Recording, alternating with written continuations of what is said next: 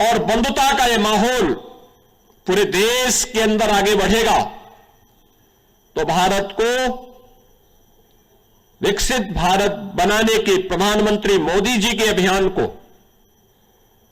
कोई रोक नहीं सकता। विकसित भारत की संकल्पना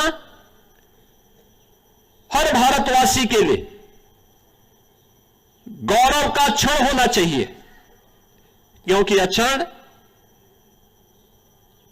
केवल देश की आर्थिक समृद्धि का मात्र नहीं, हर नागरिक की खुशहाली का दिन होगा। हर एक नागरिक के जीवन में कई गुना समृद्धि का दिन होगा, लेकिन इसका रास्ता समाज के अंतिम पायदान पर बैठे हुए व्यक्ति से प्रारंभ होता है।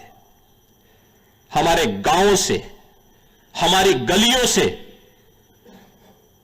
समाज के अलग अलग क्षेत्रों के अंतिम पायदान पर बैठे हुए उन नागरिकों के माध्यम से यात्रा आगे बढ़नी चाहिए। हर एक स्तर पर आत्मनिर्भरता का यह भाव हमें आगे बढ़ाने के लिए सदैव उसके प्रति उस भाव के साथ आगे बढ़ना पड़ेगा। याद रखना, भारत के संविधान के शब्द जिनके बारे में प्रधानमंत्री जी बार बार कहते हैं कि इन 3 शब्दों ने भारत के संविधान को दुनिया के सबसे बड़े लोकतंत्र के रूप में भारत को स्थापित करने में सबसे बड़ी भूमिका का निर्वहन किया है।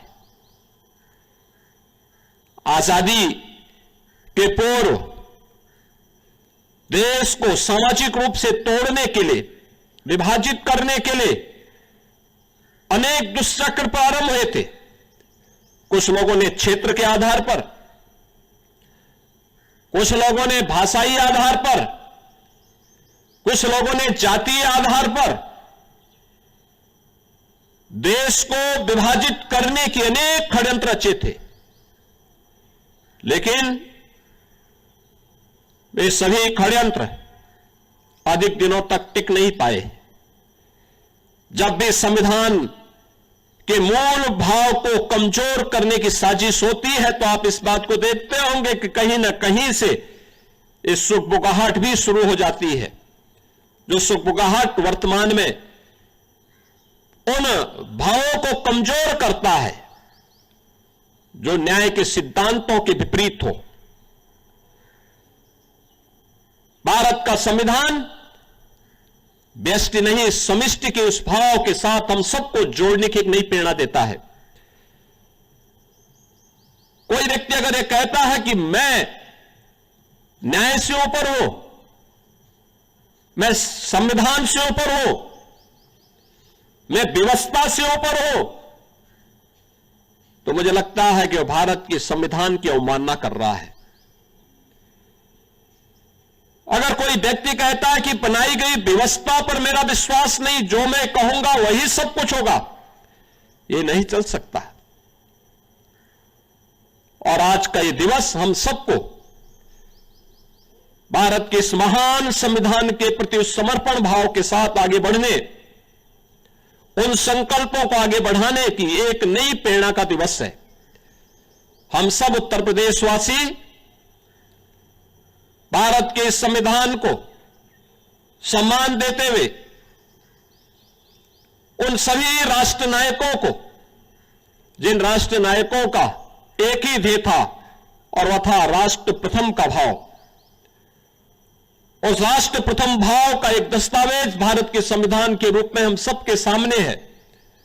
और यही वर्तमान के हमारे संकल्पों को, देश के संकल्पों को एक नई ऊंचाइयों तक आगे बढ़ाने में मददगार होगा। मैं आज के इस अवसर पर पूरे प्रदेशवासियों को 77वें गणतंत्र दिवस की एक बार फिर से हृदय से बधाई देते हुए अपनी शुभकामनाएं देता हूं। धन्यवाद। जय हिंद।